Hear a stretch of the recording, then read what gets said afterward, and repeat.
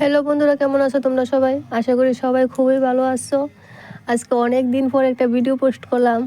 ভিডিওটা কিন্তু আগে থেকে করে নিয়ে আসলো, কিন্তু ভয়েস দেওয়ার কারণে আমি ভিডিওটা পোস্ট করতে পারছিলাম না।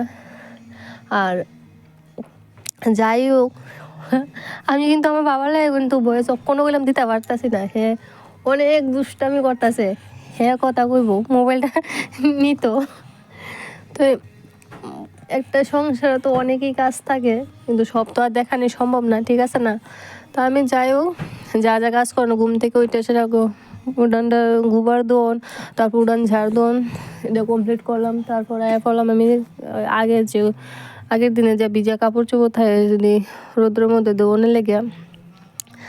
আর তারপরে বললাম আমি মা বাবুর বিছনা গুছানো লেগা। তো মা বাবুর বিছনার লগে লগে আমরা করে বিছনাটা একদম পরিষ্কার করে লেছি। কি হয়েছে? হ্যাঁ, মাঠে দিতা না বয়স দোনে লেগা। তো যাই হোক, ঘর কিন্তু খালি বিছনা গুছানি না, ঘরে কিন্তু অনেক কাজই থাকে, যেমন ঘর দুকার ঝাড়টার দোয়া, তারপরে সুপার কাপড় চোপড় ঠিক করা।